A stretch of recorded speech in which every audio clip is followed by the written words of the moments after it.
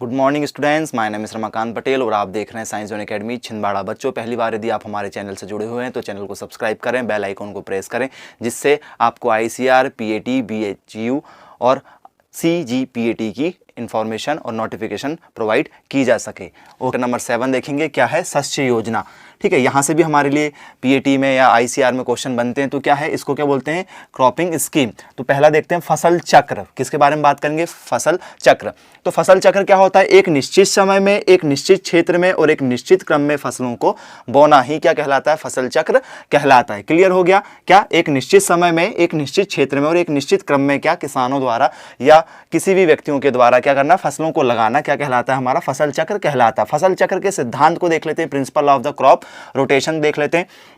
तो लगाने का क्रम क्या होता है कि देखिए, आपको खेती में क्या करना है, अधिक उपज लेना है। तो आप क्या करेंगे, आपने धान लगाया, फिर आप धान लगा देंगे नेक्स्ट ईयर, फिर धान लगा देंगे। तो आप फसलों को रिपीट नहीं कर रहे हैं। या आपने पहले गहरी जड़ वाली लगाया, फिर गहरी जड़ वाली लगा दिया, तो आपकी भूमि की सारी उर्वरक शक्तियां क्या होने लगेगी, क्षीण होने लगेगी। इसलिए एक नियम है कि यदि आप पहली बार क्या लगा रहे हैं, गहरी जड़ की लगा रहे हैं, तो फिर आप थोड़ी उथली जड़ की लगाएं। आप ज्यादा पानी की फसलें लगा रहे हैं तो फिर कम पानी की फसलें लगाएं। तो या ज्यादा उर्वरक वाली फसलें लगा रहे हैं तो कम उर्वरक वाली फसलें लगाएं। क्योंकि क्या होता है, बार बार हम क्या करेंगे, एक ही तरीके की यदि फसलों को लेंगे तो हमारे खेतों की उर्वरक शक्ति क्या होने लगेगी, खराब होने लगेगी और जल्दी हमारी जमीन क्या हो जाएगी, बंजर होने लगेगी। तो वही नियम है कि पहले आप यदि गहरी जड़ लगा रहे हैं तो उसके बाद उथली जड़ लगाएं। जैसे आप मान के चलो कपास लगा दी, तो कपास के बाद में आप क्या लगा दो, मेथी लगा दो। अधिक जल वाली यदि आपने लगाया तो कम जल वाली लगा दें। जैसे धान लगाए हो, धान के बाद फिर क्या ले लो, चना ले लो, क्योंकि धान में ज्यादा पानी लगता है, चने में कम पानी लगता है। अधिक खाद वाली यदि लगाओ तो फिर कम खाद वाली लगाओ। जैसे आलू में ज़्यादा खाद लगता है, मूंग में कम खाद लगता है। अधिक निराई गुड़ाई वाली यदि फसलें आपने लगाए हो तो खेतों में भी ज़्यादा अधिक निंदाई गुड़ाई नहीं होनी चाहिए। तो क्या होगा, कम निंदाई गुड़ाई वाली लगा लो। जैसे गन्ना लगाए हो तो गन्ने के बाद क्या लगा दो, गेहूँ लगा दो। अधिक यदि फलीदार वाली लगाए हो जिसमें फलियाँ अधिक ज़्यादा मात्रा में होती हैं, ठीक है, तो ज़्यादातर नाइट्रोजन की मात्रा ले लेते हैं, तो बिना फलीदार वाली कुछ चीज़ें लगाओ। जैसे अरहर लगाए हो, ये फलीदार है, तो गेहूँ बिना फलीदार वाली है। फिर देखें फसल चक्र के लाभ देख लेते हैं कि फसल चक्र ऐसा करने से क्या फायदा है। जो हमने देखा है कि अधिक जड़, फिर कम जड़ वाली, फिर ज़्यादा पानी तो कम पानी वाली, अधिक खाद वाली, कम खाद वाली। तो ये करने से फायदे क्या क्या हैं, तो इससे फायदे क्या क्या हैं। तो क्या होगा, मिट्टी की उर्वरक शक्ति बनी रहेगी, पानी की मात्रा भी आपके खेत में बनी रहेगी, सारे उर्वरक खाद आपके खेतों में रहेंगे, फसल आपकी बंजर नहीं होगी। तो ये इनके लाभ है। नॉर्मली आपको पेपर में यदि क्वेश्चन बने तो यहाँ से बन सकता है। फिर देखते हैं फसल चक्र की सघनता।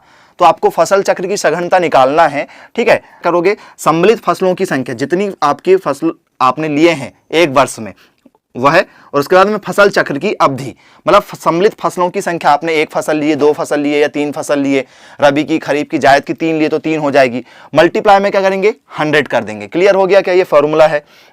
मुख्य फसल चक्र देख लेते हैं हम लोग। तो वो क्या है, 1 वर्षीय, 2 वर्षीय, 3 वर्षीय और 4 वर्षीय। 1 वर्षीय फसल मतलब जो 1 वर्ष में आ जाए, 2 वर्षीय फसल मतलब जो 2 वर्ष में आए, 3 वर्षीय फसल मतलब इसको 2 से अधिक वर्ष लग जाए, 4 वर्षीय फसल में जैसे गन्ना 3 वर्षीय में भी आता है और 4 वर्षीय में आता है। हमारी 1 वर्षीय में फसलों में गेहूं है, मक्का है, सोयाबीन है, तो 1 वर्षीय में आ जाती वो फसल। ऐसी इस तरीके की होती है बहुफसलीय खेती। बहुफसलीय खेती क्या होती है कि 1 वर्ष में 2 या 2 से अधिक फसल उगाना।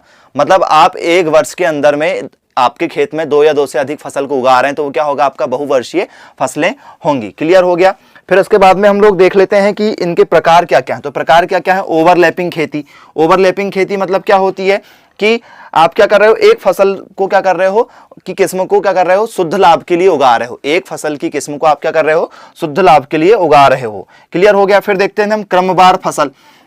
आप उसी फसल को क्या कर रहे हो, बार बार रिपीट करो। जैसे मान के चलो आपने धान लगाया, धान के बाद में आपने फिर से क्या लगा दिया, धान लगा दिया, तो वो क्या हो जाएगी, आपकी क्रमवार फसलें में काउंट कर सकते हो। या आप फसल लगा दी, जैसे आपने मान के चलिए आपने क्या लगा दी, अभी आपने क्या लगाया हो, खेतों में मक्का लगाया हो, तो मक्का के बाद आप क्या लगाने वाले हो, गेहूं। तो आप गेहूं की तैयारी अभी से करके रखें। तो वो क्रमवार खेती की, आप आपकी भूमि को क्या नहीं छोड़ रहे हो, खाली नहीं छोड़ रहे हो। फिर देखते हैं फसल पद्धतियां, क्रॉपिंग सिस्टम देख लेते हैं। तो एक क्या है, सोल क्रॉपिंग है। एक क्या है, सोल क्रॉपिंग है। तो इसको क्या बोलते हैं हम लोग, रिले रेस से लिया गया। ये क्रॉपिंग की जो पद्धतियां वो किससे लिया गया, रिले रेस से लिया गया है। तो एक क्रम में, जैसे आपने क्या करा, सोल क्रॉपिंग क्या होता है, एक क्रम में आपने क्या लिए हो, धान लिए हो, फिर धान लगा दिए, फिर धान लगा दिए, इस तरीके से। फिर मोनोकल्चर है आपका, ठीक है। उसके बाद में क्या है, और कृषि प्रणाली है, फसल प्रणाली है। तो ये क्या है, आपकी कृषि पर आधारित फसलें, मतलब जैसे आप मोनोकल्चर हैं तो आपको जो भी नई उन्नत तकनीक ले रहे हैं वो साथ में ले सकते हो। कृषि प्रणाली है तो कृषि की और जो उन्नत विधियां हैं आप उसका यूज़ कर सकते हो। फिर है फसल प्रणाली है, फसल के जो नए नए टेक्निक आए हैं। तो ये आपकी मुख्यतः कितनी है, फसल की 4 पद्धतियां हैं, बिल्कुल याद रखेंगे। फिर है आपका मिश्रित सस्यन, मतलब मिक्स्ड क्रॉपिंग। मिक्स्ड क्रॉपिंग क्या होती है, मिश्रित फसलें, मतलब आप एक ही खेत में क्या ले रहे हो, 2 फसलों को साथ साथ में ले रहे हो, मतलब गेहूं को भी ले रहा हो और गेहूं के साथ में क्या ले रहे हो, चना को भी ले रहा हो। तो मतलब आप इनको या तो मिक्स करके फेंक सकते हो, मतलब गेहूं और चना को आपस में मिला दिए और खेतों में क्या कर दिए, ठीक है, कौन सी मेथड से, जो छर्रे वाली मेथड से कहते हैं हम लोग, ठीक है, उससे आपने खेतों में छिड़काव कर दिए। छिड़काव जो मेथड है हमारी, ठीक है, तो उसको क्या बोलते हैं हम, मिश्रित खेती कहते हैं, मतलब मिश्रित फसलें लगाते हैं। फिर सहयोगी फसलें, मतलब जो हमने साथ साथ में लगा रहे हैं, मतलब एक खेत में आपने क्या लगा दिए, जैसे 2 पंक्ति आपने सरसों लगा दी, फिर 4 पंक्ति किसकी लगा दी, गेहूं की लगा दी, फिर 2 पंक्ति किसकी लगा दी, सरसों की, तो उसको बोलते हैं सहयोगी फसल। मतलब दोनों फसल क्या होना चाहिए, पैरेलल में आप ले रहे हो। फिर आपकी सीमांत फसलें, सीमांत फसलें मतलब पैकिंग वाली फसलें, जैसे गन्ना, गन्ना के चारों ओर क्या कर देते हैं हम लोग, अरहर को क्या कर देते हैं, चारों तरफ लगा देते हैं, जैसे मेड़ में जिसको लगाते हैं या चारों ओर लगाते हैं, वो सहयोग करती है, उसको हेल्प करती है, किसको उगाने के लिए, वो गन्ने को। सीमांत क्या होती है हमारी, गन्ने को प्रोडक्शन ज्यादा हो और अरहर आसपास लगाने तो अरहर भी हो जाए, तो वो सीमांत फसलें में आती। बॉर्डर क्रॉपिंग, नाम से याद आ रहा, बॉर्डर मतलब चारों तरफ मेड़बंदी करने के कारण। फिर सहायक फसलें देख लेते हैं। तो सहायक फसलें क्या होती है कि भैया दोनों फसलें क्या हो, एक दूसरे को देखकर क्या हो, प्रोडक्शन ज्यादा दे दे। जैसे वर्षिम के साथ यदि हम क्या लगा दे, सरसों लगा दे, तो वर्षिम का प्रोडक्शन भी बढ़ जाता है और सरसों का प्रोडक्शन भी बन जाता है। तो वो एक दूसरे को क्या करती हैं, हेल्पिंग करती हैं। उसके बाद देखते हैं हम सह फसल पद्धतियां देखते हैं। सह फसल पद्धतियां मतलब इंटर क्रॉपिंग सिस्टम देख लेते हैं। तो एक होता है अंतराशयन, ठीक है, तो ये क्या होता है, मिश्रित फसल होती है, फिर पंक्तिबद्ध होती है, फिर स्ट्रिप, स्ट्रिप मतलब जो चौड़ाई पर लगाए, काफी दूर चौड़ाई पर फसल लगाई जाती है। फिर बहुमंजिला हम देख लेते हैं, जैसे नारियल के साथ काली मिर्च लगा देते हैं, क्लियर हो गया क्या। फिर जैसे अनानास भी लगा देते हैं हम लोग, तो किसमें आ जाती है, बहुमंजिला हमारी फसलों में आ जाती है। क्लियर हो गया। मिश्रित फसलें आपको पता ही है, पंक्ति वाली फसलें पता है। स्ट्रिप मतलब क्या हो जाती है, जो चौड़ाई में होती है, क्लियर हो, काफी चौड़ाई में। फिर है सह फसली खेती के सिद्धांत, प्रिंसिपल ऑफ इंटर क्रॉपिंग। तो क्या है हमारा, अंतर्वर्ती खेती के प्रकार में हम देख लेते हैं। सह फसली मतलब जो क्या होती है, साथ साथ मिली जाती है। तो अंतर्वर्ती में क्या आता है, समांतर फसलें उगाना। समांतर फसलें मतलब गन्ना, अरहर, कपास, मक्का, ये क्या है आपके समांतर फसल है, मतलब जिनको कोई, जैसे गन्ना के साथ अरहर लगा दो आप, क्लियर हो गया। तो ये समांतर फसलें जो एक साथ चलती रहती हैं। फिर आपका है सहचर खेती, मतलब प्रतिकूल असर नहीं डालती, मतलब दोनों हो जाती है समांतर में, मतलब जो गन्ना भी होगा अरहर भी होगी, ठीक है, ये एक दूसरे पे फर्क नहीं डालती। फिर है सहचर, प्रतिकूल असर नहीं डालती, मतलब आपको जो फसलें लेना आप वो आसानी से ले सकते हो सहचर खेती में। फिर है आपका कौन सी, सिंजेटिक खेती। क्या कौन सी खेती कर रहे हो आप, सिंजेटिक खेती कर रहे हो। तो सिंजेटिक खेती क्या हो जाएगी आपकी, वर्षिम के साथ क्या ले रहा है, सरसों ले रहा है। वही है जो यहाँ पर हमने देखा था सहायक में, वर्षिम और सरसों, तो उनके नाम अलग अलग चेंज करके उसने बता दिया है। तो वर्षिम के साथ में क्या ले सकते हो, सरसों। गन्ना के साथ में आप क्या लगा सकते हो, बीच में आलू लगा सकते हो। वो सिंजेटिक खेती में आता है, किसमें आता है, सिंजेटिक खेती में आता है, और अभी चलन ज्यादा में है।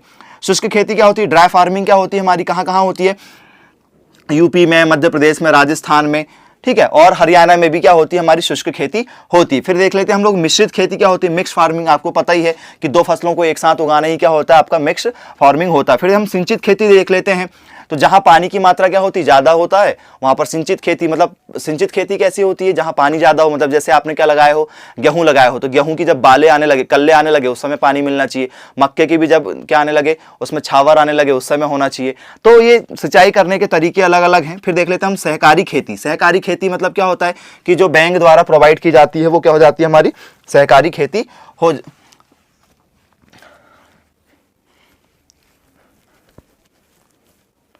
अब हम देखते हैं सहकारी खेती। सहकारी खेती क्या होता है कि पहला है, इसकी प्रकार से हम लोग डिस्कस कर लेते हैं। सहकारी संयुक्त खेती। संयुक्त खेती क्या होता है कि कुछ किसान मिलकर अपनी जमीन को क्या कर सकते हैं, कंबाइन कर लेते हैं, जमीन को क्या कर देते हैं, कंबाइन कर देते हैं। स्वामित्व उनका क्या हो जाता है, बना रहता है, जमीन उन्हीं की होती है, लेकिन क्या कर लेते हैं वो कुछ किसान आपस में मिलकर जमीन काफी बढ़ा लेते हैं, यंत्रों का यूज करके, खाद और उर्वरक का यूज करके, फायदे के कारण क्या करते हैं, मिक्स खेती करते हैं, मतलब मिलाकर, अपनी जमीनों को मिलाकर आपस में खेती करते हैं। दूसरी खेती क्या होती है, सहकारिक सामूहिक खेती होती है। तो इसमें क्या होता है कि जो सहकारी समिति होती है उसका जो अध्यक्ष होता है, प्रबंधन होता है, वो उसका ऑनर हो जाता है, मतलब इनका किसानों का स्वामित्व खत्म हो जाता है, और ऐसी खेती क्या होती है हमारी सहकारी सामूहिक खेती होती है। फिर देखते हैं सहकारी उन्नत खेती क्या होता है।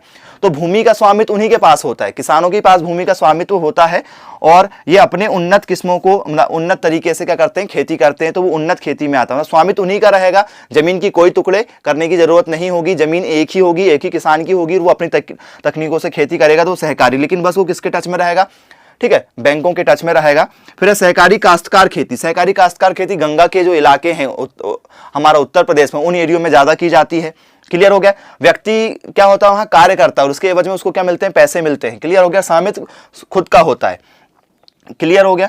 अब हम देख लेते हैं कि कुछ ऐसी खेती है हमारी जहां पर क्या हो, पानी की मात्रा कम हो, तो वहां पर जो फसलें उगाई जाती है जैसे बाजरा, जौ, इनमें पानी की कमी पड़ती है, तो ये ड्राई खेती के अंतर्गत आता है। हमारा ड्राई खेती चल रहे थे, तो ड्राई खेती में क्या होता है कि जहां पानी क्या हो, कम हो, तो वहां ड्राई खेती की जाती है, जैसे बाजरा है, जौ है, ज्वार है, ये ऐसी चीजें लगाई जाती है। आई होप आपको ये टॉपिक काफी अच्छा लगा होगा। इसका एक ही वीडियो है, अब हम देखेंगे नेक्स्ट वीडियो के। Thank you for watching this video. Have a nice day.